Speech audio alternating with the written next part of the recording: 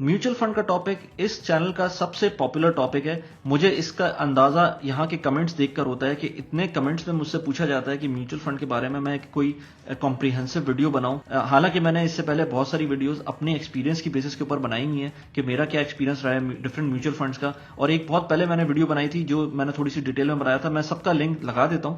लेकिन इस वीडियो के अंदर मैं आपको बताऊंगा कि किस तरह से म्यूचुअल फंड काम करते हैं, होता क्या है म्यूचुअल फंड, काम कैसे करता है, आप इन्वेस्ट कैसे कर सकते हैं। इसके अलावा आप कुछ सिलेक्शन के टाइम पर किन किन चीजों को देखना चाहिए, क्या क्या चीजें आप देख सकते हैं ताकि अपने रिस्क को मिटिगेट कर सकें। इसके अलावा थोड़ी बहुत टर्म्स जो म्यूचुअल फंड में यूज होती हैं वो हम आज जिक्र करेंगे। तो without further do let's begin.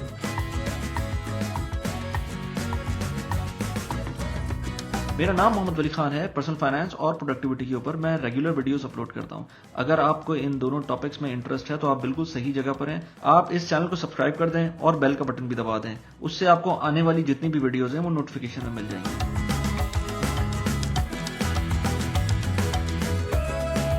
तो as I said, mutual fund के बारे में हम आज बात करेंगे। तो मैं बेसिकली बताऊं म्यूचुअल फंड है क्या। बेसिकली होता क्या है कि आप, क्योंकि अगर आप कोई नया बंदा है तो उसको डायरेक्ट, और इवन मैं खुद भी मैं कहूं कि मैंने आज तक स्टॉक मार्केट के अंदर डायरेक्ट इन्वेस्टमेंट नहीं की, और जो मैंने इन्वेस्टमेंट की वो यूएस स्टॉक्स के अंदर 2011-12 के अंदर किया और वो बेड़ा गर्क कर दिया था। मैंने $8,000 डुबोए थे अपने। वो मैं उसके ऊपर अगर आप कहते हैं तो मैं एक और वीडियो बनाऊंगा कि वो मेरा क्या एक्सपीरियंस रहा था। खैर एनीवेज वो ऑफ टॉपिक हो जाएगा। कि अभी मैं बात करूं कि म्यूचुअल फंड होता क्या है। तो म्यूचुअल फंड, जैसे मैंने कहा कि मैं अभी भी इस लेवल पे भी मैं इंडिविजुअल स्टॉक्स के अंदर इन्वेस्टमेंट नहीं करता।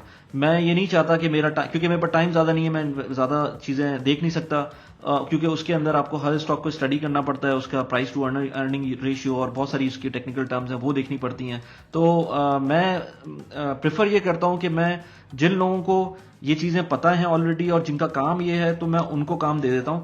ऑल्दो कि उसके अंदर भी मुझे उन पर निगाह रखनी पड़ती है, नजर रखनी पड़ती है। मैं आपको इस वीडियो में बताऊंगा कि किस तरह से नजर रखते हैं उनके ऊपर, किस तरह से देख सकते हैं उनको, किस तरह से उनको वेट कर सकते हैं। एनीवेज म्यूचुअल फंड बेसिकली होता क्या है कि अगर बहुत सारे लोग हैं और वो स्टॉक मार्केट में इन्वेस्ट करना चाहते हैं, लेकिन जैसे मैंने कहा कि उनका एक्सपीरियंस नहीं है स्टॉक्स के अंदर डील करने का, तो वो कुछ एसेट मैनेजमेंट कंपनीज होती हैं जिनको एएमसीज कहते हैं, उनको वो पैसे दे देती हैं, वो उनके बिहाफ के ऊपर स्टॉक मार्केट में इन्वेस्ट करते हैं।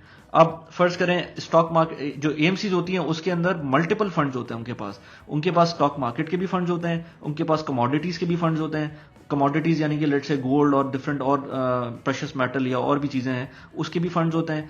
और इसके अलावा उनके पास मनी मार्केट के भी फंड्स होते हैं, उनके पास गवर्नमेंट सिक्योरिटीज भी होती हैं। मनी मार्केट और गवर्नमेंट सिक्योरिटीज को आप समझ लें कि सिंपल गवर्नमेंट की तरफ से जो फिक्स इनकम आपको देते हैं वो इन बैंक्स को भी मिल रही होती है, उस फैसिलिटीज के अंदर उनको बेहतर रेट मिल रहा होता है। मैं रिकमेंड नहीं करूंगा कि मनी मार्केट के फंड्स के अंदर इन्वेस्ट करें, उसके ऊपर बाद में आते हैं कि क्यों ना करूं या बैलेंस करके चल सकते हैं। एनीवेज उसके ऊपर हम बाद में आते हैं। लेकिन अब जैसे मैंने कहा ना कि म्यूचुअल फंड के अंदर आप बेसिकली एज अ पब्लिक बहुत सारे लोग पैसे देते हैं इन कंपनीज को ताकि वो आपके बिहाफ के ऊपर इन्वेस्ट कर सकें डिफरेंट स्टॉक्स के अंदर डिफरेंट जगहों पर, जैसे मैंने आपको अभी बताया। इसके अंदर वो जो एएमसीज हैं, जो एसेट मैनेजमेंट कंपनीज हैं, वो कैसे पैसे बनाती हैं, तो बेसिकली उनके पैसे बनाने के तरीके डिफरेंट होते हैं। वो आपको फीस चार्ज करती हैं।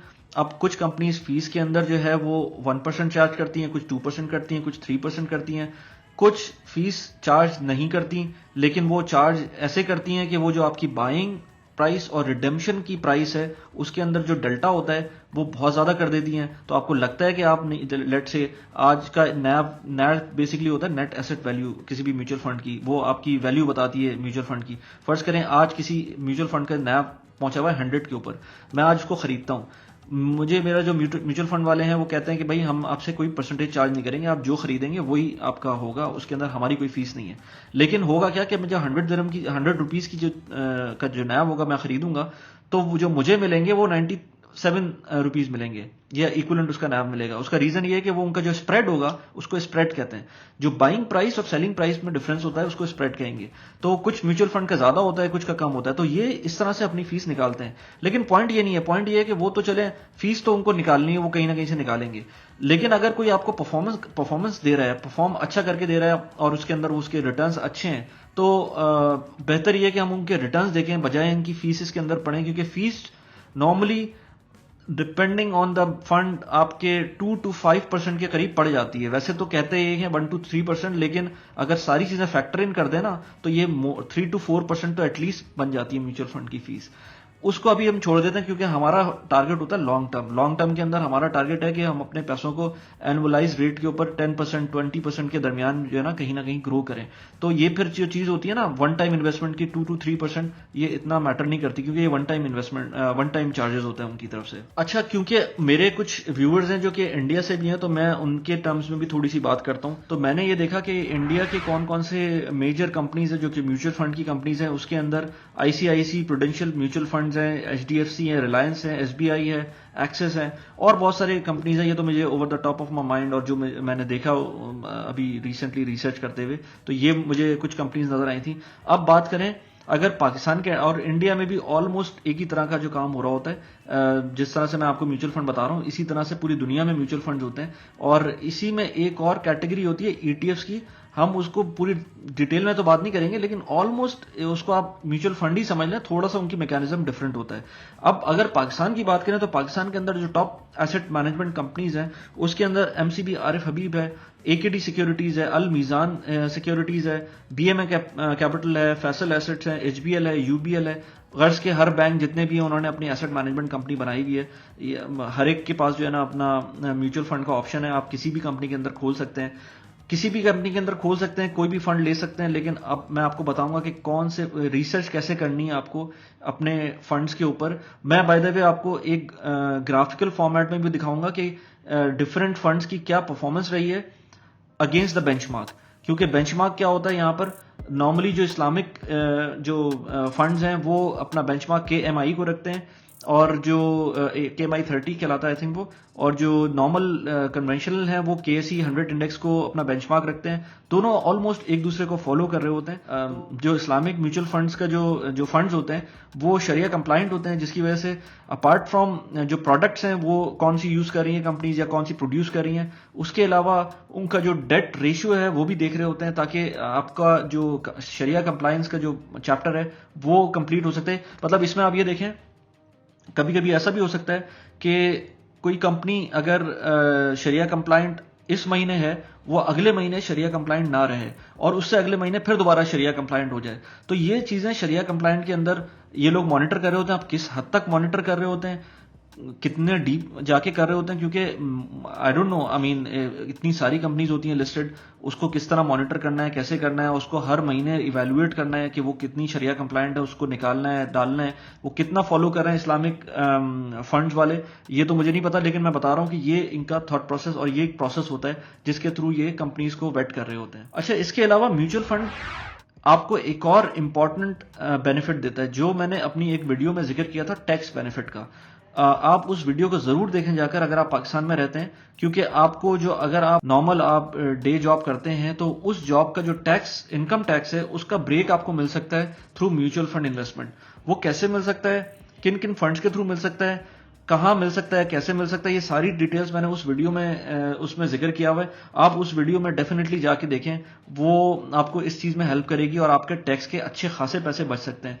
अप टू 40% पैसे आपके टैक्स के बच सकते हैं एवरी ईयर। तो प्लीज जरूर जाके देखें उस वीडियो को। म्यूचुअल फंड की नॉर्मली अगर टाइप्स की बात करें तो दो टाइप के होते हैं, ओपन एंडेड फंड्स और क्लोज एंडेड फंड्स। हम इसके बारे में ज्यादा डिटेल में नहीं जाएंगे अभी।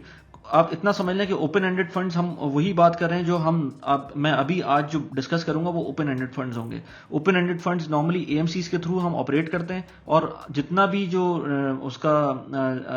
उसकी जो पेमेंट है या जो उसकी रेमिटेंस है या जो हम उसका फायदा लेते हैं वो उन्हीं कंपनीज के थ्रू लेते हैं, और हम उन कंपनीज के थ्रू इसकी पेमेंट करके और वही कंपनीज हमको उसको पे बैक करती हैं। क्लोज एंड फंड्स के अंदर जो है वो बेसिकली वो म्यूचुअल फंड जो है वो स्टॉक मार्केट में लिस्टेड होते हैं, फंड्स ऑफ फंड्स होते हैं, और उसके अंदर आप डायरेक्ट स्टॉक मार्केट के अंदर उसको डील कर सकते हैं। उसका ब्रोकर अलग होता है, एएमसीज से उसका ताल्लुक नहीं होता, ऑल्दो कि वो एएमसीज की ही प्रोडक्ट्स होती हैं, लेकिन उसका ताल्लुक नहीं होता एएमसीज के थ्रू। तो आप उसको डायरेक्ट स्टॉक मार्केट पे लिस्ट होते हैं। एक और इंपॉर्टेंट चीज ये कि म्यूचुअल फंड जो ओपन एंडेड फंड होता है, जो नॉर्मल होता है, उसकी जो नैव होती है वो अपडेट होती है डेली बेसिस के ऊपर, यानी कि वो दिन के एंड के ऊपर आपको नैव पता चलेगा। आप जब बाय करेंगे तो आपको वो नैव मिलेगा जो दिन के एंड के ऊपर होगा। ये नहीं होगा कि दिन के 12 बजे आपको कोई नैव मिल रहा है, सुबह 9 बजे कोई और नैव मिल रहा है, और रात के शाम के 5 बजे कोई और नैव मिल रहा है। वो जो नैव होगा, अगर आपने लेट से 12 बजे से पहले कोई ट्रांजैक्शन की तो वो आपको नैव उसी दिन का मिलेगा, जो कि शाम को आपको पता चल जाएगा कि किस वैल्यू के ऊपर आपको म्यूचुअल फंड बाय किया आपने। अच्छा, ब्रॉडली स्पीकिंग म्यूचुअल फंड्स कौन कौन से सेक्टर्स के अंदर इन्वेस्ट करते हैं, मैं उसके बारे में डिस्कस करता हूं। सबसे इंपॉर्टेंट तो ये कि स्टॉक्स या आपकी जो स्टॉक मार्केट है या इक्विटीज है, उसके अंदर सबसे ज्यादा इन्वेस्टमेंट होती है। अब वो भले शरिया कंप्लायंट हो या कन्वेंशनल हो, वो स्टॉक मार्केट के अंदर इन्वेस्टमेंट होती है म्यूचुअल फंड्स की। इसके अलावा गवर्नमेंट सिक्योरिटीज के अंदर भी म्यूचुअल फंड के अंदर म्यूचुअल फंड की कंपनीज जो है वो गवर्नमेंट सिक्योरिटीज में भी करती हैं, क्योंकि कैश इन्वेस्टमेंट उसके अंदर मिलती है आपको, फिक्स इनकम उसके अंदर मिलती है आपको। इसके अलावा पेंशन प्लान भी प्रोवाइड करती हैं म्यूचुअल फंड की कंपनीज। इंडेक्स फंड भी प्रोवाइड करती है। इंडेक्स फंड बेसिकली होता क्या है कि आपका इंडेक्स ट्रैकर होता है, वो आप इक्वल जितना भी आपका लेट्स से केसी 100 इंडेक्स है, उसी के हिसाब से वो फॉलो करेगा जो इंडेक्स फंड होगा। अगर आप उसका चार्ट देखेंगे किसी भी इंडेक्स फंड का, तो एग्जैक्टली बेंचमार्क को फॉलो कर रहा होगा। तो मतलब बहुत सारे म्यूचुअल फंड होते हैं ना जिनका टारगेट होता है कि हमें बेंचमार्क से इंप्रूवमेंट दिखानी है, ज्यादा अच्छा परफॉर्म करना है बेंचमार्क से। यानी कि अगर कराची स्टॉक एक्सचेंज एक साल के अंदर 17% दे रहा है आपको फायदा, तो जो म्यूचुअल फंड है एक्सपेक्ट ये किया जाता है कि वो 17 से ज्यादा आपको देगा, यानी कि 20% देगा, 22% देगा। लेकिन जो इंडेक्स ट्रैकर फंड होगा उनका एक्सपेक्टेशन एग्जैक्ट वही होगी कि 17% आपको पैसे बना के दे देंगे वो। इसके अलावा ईटीएफ्स होते हैं, जैसे मैंने बताया कि ये बास्केट ऑफ स्टॉक्स होते हैं, यानी कि इसके अंदर, और ये होंगे लिस्टेड स्टॉक मार्केट के ऊपर, यानी कि आप इसके अंदर म्यूचुअल फंड। अच्छा, by the way mutual fund की जो एलोकेशन होती है, जो कंपनीज की एलोकेशन होती है कि फर्स्ट करें टॉप 10 कंपनीज म्यूचुअल फंड की, फर्स्ट करें let's take it as an example कि मीजान बैंक की इस वक्त की टॉप 10 की जो कंपनीज हैं वो एक सेट ऑफ कंपनीज हैं। मीजान बैंक का जो अपना ईटीएफ होगा वो अलग सेट ऑफ कंपनीज होगा, लेकिन जो ईटीएफ होगा वो एक लॉन्ग टर्म के ऊपर वो रखेंगे उसको, यानी कि 6 महीने के लिए उन्होंने एक पर्टिकुलर फर्स्ट करें, उन्होंने इंडस मोटर को रख लिया, उन्होंने फर्स्ट करें लकी सीमेंट को रख लिया, उन्होंने 5-6 और इस तरह के स्टॉक्स मिलाकर एक ईटीएफ बना दिया, एक्सचेंज ट्रेडेड फंड।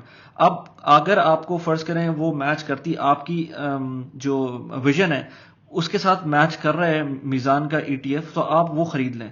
उससे फायदा ये होगा कि आपको डिफरेंट स्टॉक्स में जाने की जरूरत नहीं पड़ेगी, आपको एक बास्केट मिल जाएगी, आपने वो खरीद ली और आप उसको फिर भूल जाएं, मीजान भी उसको भूल जाएगा, क्योंकि वो इसको रिव्यू करते हैं आफ्टर एवरी 6 मंथ्स। ईटीएफ को जल्दी जल्दी रिव्यू नहीं करते, इसकी वजह से इसकी फीस कम होती है। लेकिन जो म्यूचुअल फंड होता है इसकी फीस ज्यादा होती है, लेकिन इसको वो रिव्यू करते हैं एवरी मंथ, और इवन जल्दी भी। अगर फर्स्ट करें कोई स्टॉक नीचे जा रहा है और उनको पता चल गया कि यार ये अच्छा नहीं परफॉर्म करेगा, तो उसकी एक्सपोजर कम कर देते हैं और जो अच्छा स्टॉक होगा उसका एक्सपोजर बढ़ा देंगे, या कैश मार्केट का एक्सपोजर बढ़ा देंगे। तो म्यूचुअल फंड इस तरह काम कर रहे होते हैं, जो ईटीएफ होते हैं वो इस तरह काम कर रहे होते हैं। तो आप ईटीएफ भी ले सकते हैं, इसके अलावा आप कमोडिटीज के अंदर भी काम कर सकते हैं। ये सब कुछ म्यूचुअल फंड के अंदर ही आ रहा है, काम म्यूचुअल फंड जैसा ही हो रहा है। ईटीएफ भी एक तरह का म्यूचुअल फंड है, थोड़े से डिफरेंसेस के साथ। म्यूचुअल फंड आपको कमोडिटीज फंड भी प्रोवाइड करते हैं। अब उसके अंदर आप ले लें, सबसे जो अच्छी एग्जांपल, मैंने इस पे एक वीडियो भी बनाई हुई है गोल्ड के ऊपर, कि गोल्ड का जो मीजान का फंड है वो किस तरह से गोल्ड की प्राइसेस को फॉलो करता है। आप डेफिनेटली उस वीडियो को भी देखें, और मैं आपको अभी आगे भी बताऊंगा कि इस वीडियो के अंदर भी मैं आपको चार्ट से बताऊंगा कि किस तरह से मीजान का जो गोल्ड फंड है वो पीकेआर के अंदर फॉलो कर रहा है गोल्ड प्राइस को, और यूएस डॉलर को जब आप देखते हैं तो उसके अंदर क्या आपको डिफरेंस मिलता है। अच्छा, इसमें एक थोड़ा ऑफ टॉपिक ये कि मैं ये कहता हूँ हर एक को कि जो आप इन्वेस्टमेंट करते हैं इंश्योरेंसेस के अंदर, बहुत सारे लोगों को पाकिस्तान में और इवन यहाँ पर भी मैंने देखा है दुबई में भी, कि इतनी नॉलेज नहीं होती, और जब आपके पास इंश्योरेंस प्लान आता है तो आप उसको साइन कर देते हैं। इंश्योरेंस प्लान मेरे ख्याल से आप लेना चाहिए, जरूर लेना चाहिए, लेकिन उसको कभी भी इन्वेस्टमेंट के पॉइंट ऑफ व्यू से नहीं लेना चाहिए, उसको एज एन इंश्योरेंस ही लेना चाहिए। आपको होता क्या है कि कंपनीज जो है वो क्लब करके देती हैं कि ये इंश्योरेंस भी हो जाएगी आपकी और आपकी इन्वेस्टमेंट भी हो जाएगी, लेकिन जब आप उसको over the long period of time देखते हैं, जो उसका रिजल्ट आता है, वो पता चलता है कि यार वो इंश्योरेंस से ज्यादा आपका रिप ऑफ है बेसिकली। वो इंश्योरेंस के केस के अंदर तो आपको पता है कि जितना प्रीमियम देना है उसकी वैल्यू के हिसाब से आपको प्रीमियम देना है। यहां पर आप समझते हैं कि आप इन्वेस्टमेंट भी कर रहे हैं, आपको एक रिटर्न भी मिलेगा, वो ऐसा नहीं होता। इंश्योरेंस के अंदर नॉर्मली अच्छे रिटर्न्स नहीं होते, तो आप बेहतर यह है कि इंश्योरेंस की जगह आप म्यूचुअल फंड के अंदर इन्वेस्ट कर दें, और जो पैसे आप इंश्योरेंस के प्रीमियम दे रहे हैं उसको हद से ज्यादा कट डाउन करके सिर्फ इंश्योरेंस के पॉइंट ऑफ व्यू से आप इंश्योरेंस के पैसे पे करें और एक्चुअल पैसे जो इन्वेस्टमेंट के पैसे हैं वो आप म्यूचुअल फंड के अंदर इन्वेस्ट करें। वैसे म्यूचुअल फंड के ऊपर मैंने अपनी एक वीडियो बनाई थी जिसके ऊपर मैंने बताया था किस तरह से एमसीबी और एकेडी के अंदर मैंने डिफरेंस जो उनके डिफरेंसेस हैं वो देखे थे, उनको बेंचमार्क किया था। उस वीडियो को जरूर देखें, वहां पर आपको पता चलेगा कि किस तरह से दो फंड्स कितने ज्यादा डिफरेंट हो सकते हैं। ऑल्दो के almost same sectors, kind of sectors उन्होंने लिए हुए थे अपने पोर्टफोलियो में, लेकिन फिर भी जो रिजल्ट था वो एक का बहुत अच्छा था और एक का इतना अच्छा, it was not impressive for the other one. So please वो वीडियो जाके देखें। और एक बहुत इंपॉर्टेंट बात, ये मैं डिस्क्लेमर भी कहता हूं कि past performance is not the guarantee of future returns. ये हर म्यूचुअल फंड वाले बड़ा बड़ा छोटा छोटा लिख देते हैं, बेसिकली बड़ा बड़ा लिखना चाहिए कि आपकी जो प्रीवियस परफॉर्मेंस है आप कितना भी उसको रिसर्च कर लें, अभी मैं कितने भी चार्ट्स देख लूं, लेकिन जब फाइनल परफॉर्मेंस होगी वो बेसिकली आपकी जरूरी नहीं कि जो पास, क्योंकि हो सकता है किसी म्यूचुअल फंड ने ऐसी कंपनी को इस वक्त लिया हुआ हो जो कि डिफॉल्ट कर जाए या कोई प्रॉब्लम आ जाए उसके अंदर, तो वो तो उस म्यूचुअल फंड की परफॉर्मेंस को एकदम बेकार कर देगी। तो इसलिए हमेशा ट्रेंड आप जरूर देखें, पास परफॉर्मेंसेस देखें हर म्यूचुअल फंड की, लेकिन उसके ऊपर रिलाय ना करें। आपको पास परफॉर्मेंसेस से आइडिया तो हो जाएगा कि ये कौन सा म्यूचुअल फंड अच्छा था, किसने किस तरह परफॉर्म किया, किसने कितनी बड़ी डिप के ऊपर कितना बचाया आपको, और किसने कितने पीक के ऊपर कितना अच्छा प्रॉफिट दिया आपको, वो सारी चीजें आपको आइडिया हो जाएंगी। लेकिन अगर फर्स्ट करें फंड मैनेजर चेंज हो गया, या उनकी स्ट्रैटेजी चेंज हो गई, या कंपनी में कोई मेजर मैनेजमेंट चेंजेस हो गई, या उनकी जो पॉलिसी है वो चेंज हो गई, या फर्ज करें उनका किसी के साथ डिबैकल भी हो सकता है ना, मतलब कोई हो सकता है किसी ने इतना किसी चीज के ऊपर, किसी एक स्टॉक के ऊपर उन्होंने इक्तफा किया हुआ था। एग्जाम्पल ले लें आप, एकेडी ने टीआरजी को की एक्सपोजर लिया हुआ था, टीआरजी ऊपर जा रहा था, टीआरजी ने बहुत अच्छा आपको रिटर्न दिया, लेकिन उसके बाद वो नीचे भी आ गया टीआरजी, एकेडी ने सही टाइम पे उसको बेच दिया। अब ये सारी चीजें चल रही थी, लेकिन जरूरी नहीं है कि ये सारी चीजें 100% जाए। फंड मैनेजर का काम ये है कि आपको अच्छे रिटर्न्स दे, लेकिन हर वक्त हर चीज पॉसिबल नहीं होती। तो again as I said, past performance आप जरूरी नहीं है कि आप उसी हिसाब से आप फ्यूचर रिटर्न्स भी मिल जाएं आपको। सबसे इंपॉर्टेंट चीज ये कि आप जरूर इन्वेस्ट करें, इन्वेस्ट लाजमी करें और जल्द से जल्द करें। किसी चीज में भी करें, आपको एक्सपोजर मिलेगा, आपको एक्सपेरिमेंट आप करेंगे, आपको शायद नुकसान हो जाए शुरू में, लेकिन वो आगे जो नुकसान होने वाले होंगे शायद उन नुकसान से बचा ले। आपको एक फन फैक्ट बताऊं इसके अंदर में, आप फर्ज करें एप्पल के, आप जैसे I am a fan of Apple, तो मैंने अगर एप्पल के स्टॉक को देखें तो 2016 के अंदर उसकी वैल्यू थी $27, और आज इसकी बात करें जुलाई 2021 के अंदर हम देखें तो उसकी वैल्यू है $143। तो अगर मैं कोई फोन 2016 में एप्पल का मैंने लिया होता और उसकी वैल्यू लेट से उस वक्त $800 थी, तो मैं फोन की जगह मैं वो पैसे इन्वेस्ट कर देता एप्पल के स्टॉक के अंदर, तो आपको पता है कि मैं इस वक्त कितने मेरे पास कितने पैसे होते, $800 की जगह मेरे पास इस वक्त $3,440 होते। Can you imagine? It's just for fun. मैं ये नहीं कह रहा कि आप फोन ना लेते, लेकिन मैं ये कह रहा हूं कि आप जिस तरह कहते हैं ना कि आप भले आप एप्पल का फोन लें ना लें, लेकिन आपको फर्ज करें एंड्रॉयड पसंद है, सब ठीक है, लेकिन आप फोन ना लें एप्पल का, आप एप्पल का स्टॉक जरूर लें, ये जरूर ऊपर जाएगा। तो इन्वेस्टमेंट आपको लाजमी करनी चाहिए इन ऑल द केसेस। अच्छा, मुझसे लोगों ने पूछा कि इसके अंदर म्यूचुअल फंड में इन्वेस्टमेंट करनी कैसी है, तो मैंने आपको बताया कि पूरा इसका प्रोसेस क्या है, किस तरह से आप म्यूचुअल फंड के अंदर एनालिसिस कर सकते हैं। इसकी बहुत सारी रिसोर्सेज हैं, अगर आप मुझसे बोलेंगे तो मैं आपको बता भी दूंगा कि क्या क्या रिसोर्सेज हैं इसकी, किस तरह से आप एनालिसिस कर सकते हैं। लेकिन अगर आपको account to start with account ही नहीं खोला आपने, तो अकाउंट खोलने के लिए बहुत आसान है। आप जितनी भी ये म्यूचुअल फंड की कंपनीज है, मैं डिस्क्रिप्शन के अंदर बता देता हूँ कि कौन कौन सी कंपनीज हैं। 5-6 मेजर कंपनीज हैं, उसकी वेबसाइट पर जाकर आप उनसे कॉन्टैक्ट करें, उनसे बोलें मुझे म्यूचुअल फंड के अकाउंट्स खोलने हैं, वो आपको आराम से आपके उनके रिप्रेजेंटेटिव आपको कॉल करेंगे, भले आप पाकिस्तान से बाहर हो वो आपको कॉल करेंगे। बहुत इजी प्रोसेस है, अकाउंट खोलें उनके साथ और जस्ट स्टार्ट विद दैट। कुछ कंपनीज बहुत आसानी से अपना प्रोसेस उनका अच्छा है। अब मैं उसमें बात करूं कि एकेडी के अंदर सब कुछ मैनुअल है इस वक्त, आपको सारी चीजें जो है आपके रिलेशनशिप मैनेजर के थ्रू होता है। It's good as well as sometimes not very good, but MCB Arif Habib के अंदर सब कुछ इलेक्ट्रॉनिक है, आप फंड्स ट्रांसफर भी इलेक्ट्रॉनिकली कर लेते हैं जो आपके अकाउंट में रिफ्लेक्ट हो जाते हैं, तो इट्स वेरी गुड एक्चुअली। तो लेकिन अगेन एकेडी के रिटर्न्स बहुत अच्छे हैं, एमसीबी के रिटर्न्स इतने अच्छे नहीं है, तो again you have to wait down. तो अगेन अकाउंट खोलना मुश्किल नहीं है, अकाउंट आप बहुत आराम से खोल सकते हैं। Now comes the most important and interesting portion of this video. इसके अंदर हम देखेंगे कि किस तरह से बेंचमार्क इंडेक्स जो KSE 100 है प्लस उसके अंदर जो डिफरेंट म्यूचुअल फंड्स हैं उन्होंने कैसा परफॉर्म किया over the period of 5 years. 5 years मैं इसलिए ले रहा हूँ क्योंकि एक बहुत बड़ा पोर्शन होता है, 5 ईयर्स एटलीस्ट आपको देखना चाहिए, और उसके अंदर आप देखेंगे कि इनके रिटर्न्स किस तरह रहे हैं म्यूचुअल फंड्स के, और किस तरह से। मैं डिविडेंड्स की बात नहीं करूंगा अभी, डिविडेंड्स भी बहुत इंपॉर्टेंट होते हैं। कुछ म्यूचुअल फंड्स आपको डिविडेंड्स भी देते हैं, सारे नहीं देते, और कभी देते हैं और कभी नहीं देते, तो मैं कभी भी डिविडेंड्स पे रिलाई नहीं करता। आपको पता है कि KSE 100 इंडेक्स की अगर बात करें तो हम ये बेसिकली 2017 के अंदर इसने टॉप किया था, और उसके बाद अभी तक उस पोजीशन पे पहुंचा नहीं है, विच इज हाईली अनलाइकली, क्योंकि एक जो स्टॉक मार्केट है ये 5 साल के अंदर अपने आप को अच्छा खासा इंक्रीज करती है। तो unfortunately for those people who have invested at that time, लेकिन अब काफी हद तक उसके करीब पहुंच गया। होपफुली इसके बाद बुल रन आ सकता है, चीजें भी अल्लाह के शुक्र है बहुत बेहतर हैं पाकिस्तान में। तो अगर मैं इसको देखूं तो कराची स्टॉक एक्सचेंज का जो KSE 100 इंडेक्स है वो इस पोजीशन पर है। आप इसके चार्ट देखें तो इसमें जो मैक्सिमम जो बना था वो 53,000 के करीब आई थी वैल्यू, और जो मिनिमम आया था वो ड्यूरिंग पेंडेमिक आया था 28,000 के करीब, या 27,000 समथिंग लाइक दैट उसके पास आया था। तो और इस वक्त ये मौजूद है 47,000 के करीब। अब इसमें हम डिफरेंट म्यूचुअल फंड्स को एक्सप्लोर करते हैं कि उनके क्या क्या रिजल्ट्स आए।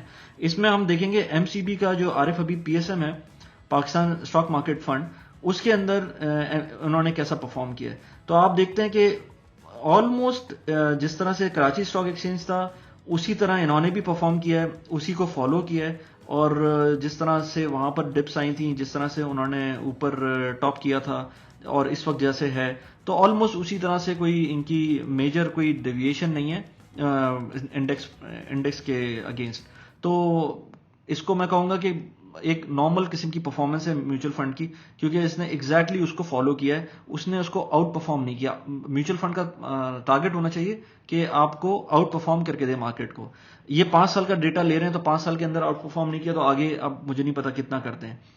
उसके बाद मेरा फेवरेट अपेरेंटली, जो कि मैं कहता नहीं हूं कि जना ये आप लें, लेकिन मुझे ये पसंद है, AKD के जितने भी फंड्स हैं उसमें भी बात करें, AKD अपॉर्चुनिटी फंड, तो आप उसमें देख सकते हैं कि इन्होंने भी एक टॉप किया था ड्यूरिंग मई 2017, लेकिन अभी उसकी प्राइस उससे भी ज्यादा है, जो कि आउट परफॉर्म कर रही है मार्केट को।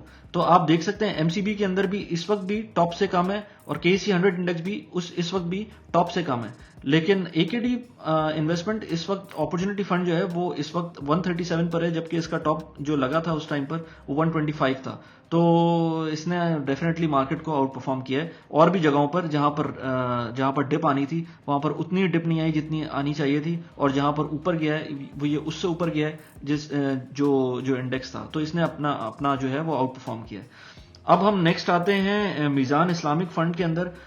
आप इसको देखें तो अनफॉर्चुनेटली मीज़ान इस्लामिक फंड के अंदर इन्होंने जो टॉप पे था इस वक्त काफी कम है वो, यानी कि मैं उसमें देखूं तो 91 के ऊपर इनका जो टॉप था ड्यूरिंग 22 मई 2017, और इस वक्त 63 के ऊपर है। तो बेसिकली तो डिप्रिशिएट हुआ है, ये उस लेवल के ऊपर भी नहीं है जिस लेवल के ऊपर होना चाहिए था। अब इसमें पॉइंट ये है कि हो सकता है इनकी जो होल्डिंग है, जो पोर्टफोलियो है वो इतना अच्छा ना हो, और क्योंकि ये इस्लामिक फंड है तो उसके अंदर इनके कुछ रीजंस होंगे इनको इनकी होल्डिंग के, तो वो भी हो सकता है हैम्पर कर रहे हो, आई डोंट नो। लेकिन इसकी परफॉर्मेंस आपके सामने है।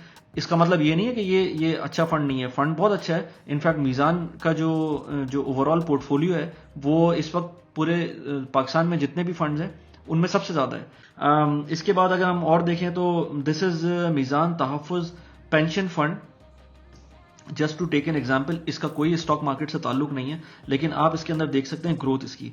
तो 100 लेट से 99 के ऊपर था 5 साल पहले, और इसके ऊपर इस वक्त 161 के ऊपर है।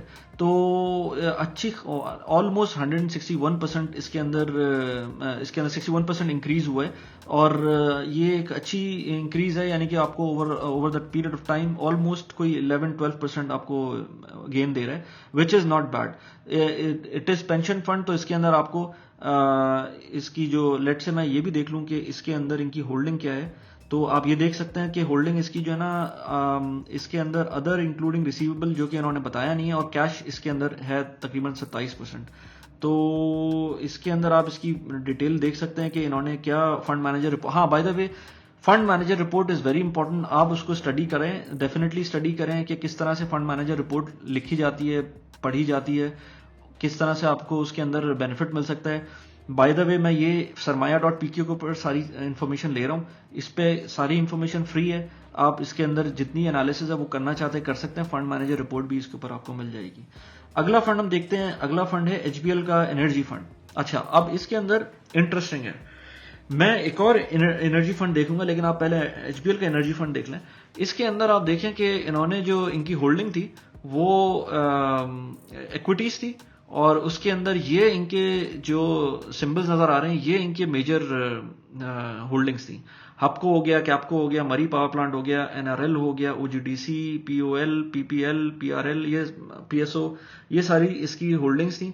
और एनर्जी फंड ने, अगर फर्ज करें आपको एनर्जी के अंदर बिलीफ है, आप कहते हैं कि भाई ये पाकिस्तान के अंदर जो है वो मुझे लगता है कि इंडस्ट्रियलाइजेशन होगी और फैक्ट्रीज लगेंगी, गाड़ियां नहीं आ रही हैं और सारी चीज़ें हैं, तो एनर्जी की कंजम्पशन ज़्यादा होगी, जो कि 5 साल के अंदर डिक्लाइन हुई है लेकिन वो होगी, तो डेफिनेटली आप you should go for it energy fund. लेकिन अगेन आप एट द सेम टाइम देख सकते हैं कि उसके अंदर किस तरह से उसने फेयर किया है, और एनर्जी की जो ओवरऑल पोर्टफोलियो है उसकी इतनी अच्छी परफॉर्मेंस नहीं रही है।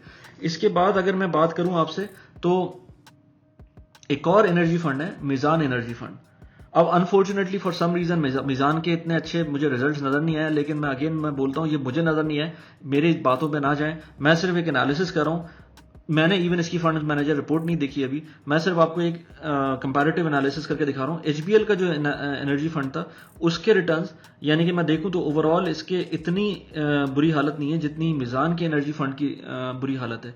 इसके जो आप वो देखेंगे, फर्ज करें जो होल्डिंग्स देखेंगे, वो उसमें कुछ ऐसी चीजें हैं जो कि रिपीट हो रही हैं, हपको है और मरी गैस है, ओजीडीसी है, पीपीएल है, but again this is only for 1 month और 2 मंथ्स लेट से। अब वो पिछले 5 साल के अंदर क्या क्या होल्डिंग रही है तो वो तो फंड मैनेजर रिपोर्ट आपको देखनी पड़ेगी। अगेन फंड मैनेजर रिपोर्ट ये आपको ज्यादा पुरानी नहीं मिलती हैं, अगर आपको कोई अच्छा फंड लगता है तो आप उसकी मंथली बेसिस के ऊपर डाउनलोड कर लिया करें फंड मैनेजर रिपोर्ट, और उसको अपने पास रख लिया करें just for the safe side for the future references.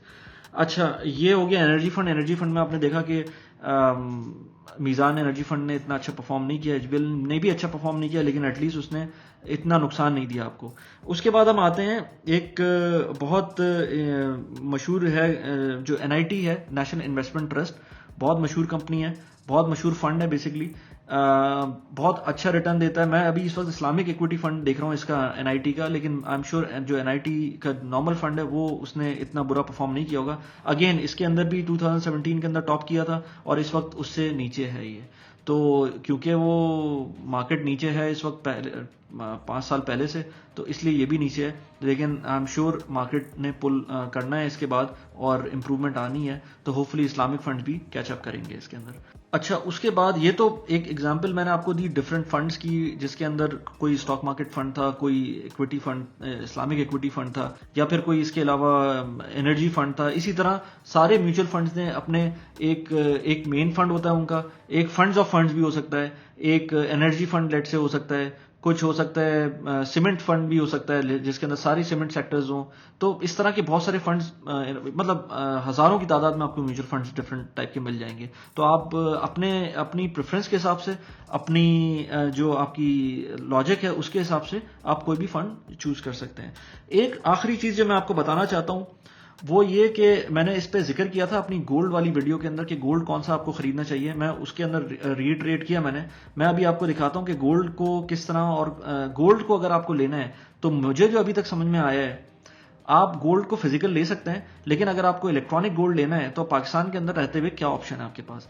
मीजान का जो गोल्ड फंड है, आई रियली लाइक्ड इट, क्योंकि उसके अंदर आप गोल्ड की प्राइस को एग्जैक्टली फॉलो कर रहे हैं। ये गोल्ड की प्राइस आपको देख रहे हैं चार्ट के ऊपर कि ये आपको इन टर्म्स ऑफ पीकेआर पर आउंस, इस तरह से इसका चार्ट है 2000 लेट्स से लास्ट 5 इयर्स का।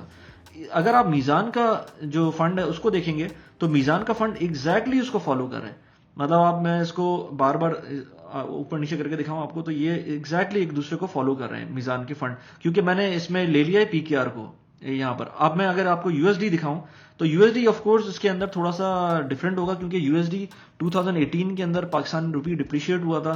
तो आप देख सकते हैं 2020 तक गोल्ड की प्राइसेस में इतना कोई इंप्रूवमेंट नहीं आई, थोड़ी बहुत इंप्रूवमेंट आई थी। लेकिन जब आप पीकेआर में देखेंगे तो वो काफी इंप्रूवमेंट आई है। 2020 के जो थोड़ा सा स्टार्ट है, काफी ज्यादा इंप्रूवमेंट आई है उसकी प्राइस के अंदर। उसका रीजन ये यहाँ पर रुपी डिप्रिशिएट हो गया था।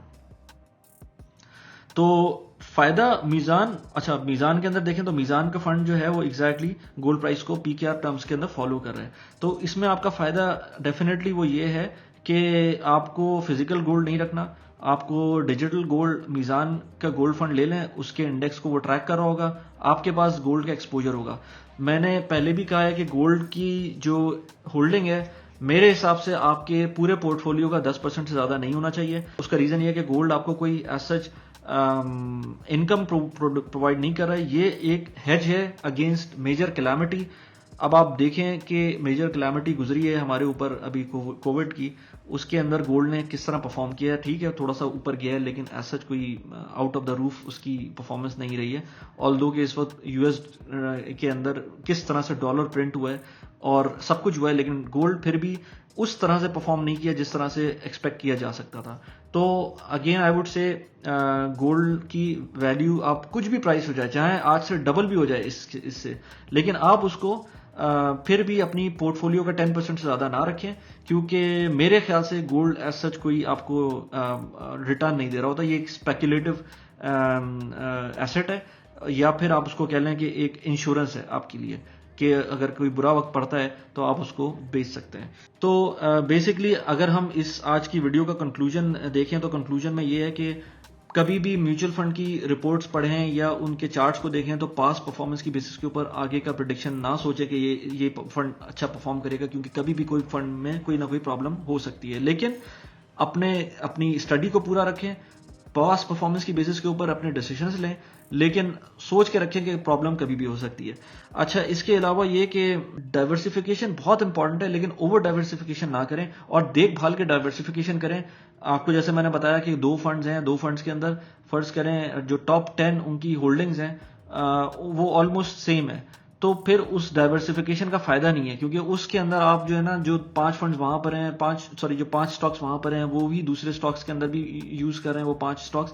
तो आपने आपको डाइवर्स करें, बट ओवरली डाइवर्सिफाई ना करें। प्लस ये कि ये देख लें कि आप जो सोच रहे हैं कि डाइवर्सिफाई कर रहे हैं तो वाकई में वो डाइवर्सिफाई हो भी रहा है, या सिर्फ आपका फंड का नाम डिफरेंट हो रहा है, जबकि वो एक्चुअल में असल में अंदर उसकी वही प्रोडक्ट मौजूद है। एक बात ये कि ऑल्दो कि सारी चीजें आप ट्रैक करें, अगेन ये चीज आपकी पैसिव इनकम के अंदर आती है म्यूचुअल फंड, आप सारी चीजें ट्रैक जरूर करें, लेकिन डिसीजन जल्दी जल्दी ना लें।